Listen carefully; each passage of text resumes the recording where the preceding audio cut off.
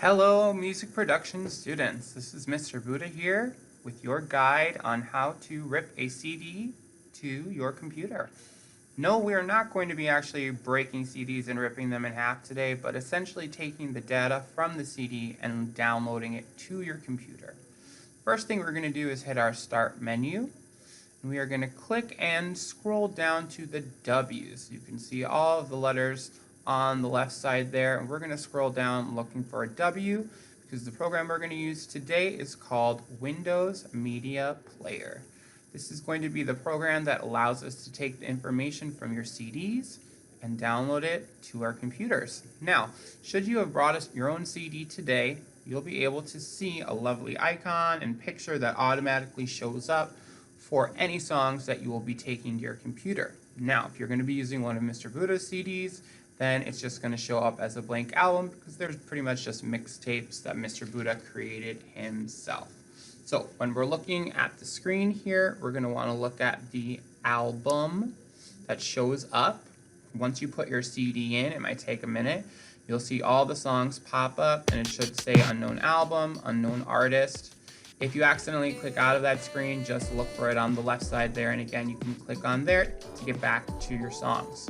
Now, if you're looking at all the tracks here, we're going to click that box at the top that looks empty to make sure that we're not accidentally ripping all the songs. To listen to the songs that Mr. Buddha has provided you, just double click, and then you have your volume controls, you have your play and your pause buttons, okay? And if you wanted to listen to a different song, you can always double click that. You also have the ability to drag through the song using that scroll bar. So if you're done with track 1, you can click on track 2, track 3, so on and so forth until you find 3 songs that you really like. Once you find those 3 songs, you're going to click just those 3 boxes. And then what we need to do is change the RIP settings. So click on RIP settings and then format. What we need to make sure is that the setting we're choosing is MP3, which is a type of file that's going to work with any other program, not those mean old Windows type of files. We need MP3. Once that is done, then you can begin to start the RIP. You will see that the progress bar shows up to the 3 songs that you are trying to rip, and steadily they will progress until they have 100% ripped for all 3 songs.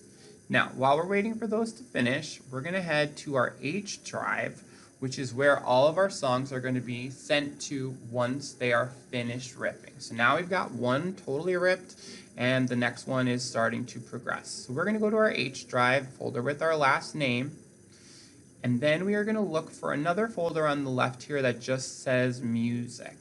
Okay, so we're going to find the folder that says music.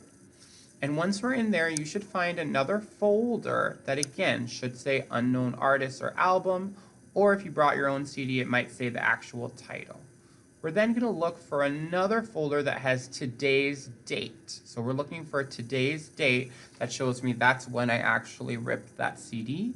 And there I have my 3 songs. I know that I did them right because the file names end in MP3. And when I go back to Windows Media Player, I can see that the 3 songs have finished ripping, and you are ready to go. Hopefully you're able to complete this today, and good luck with your ripping.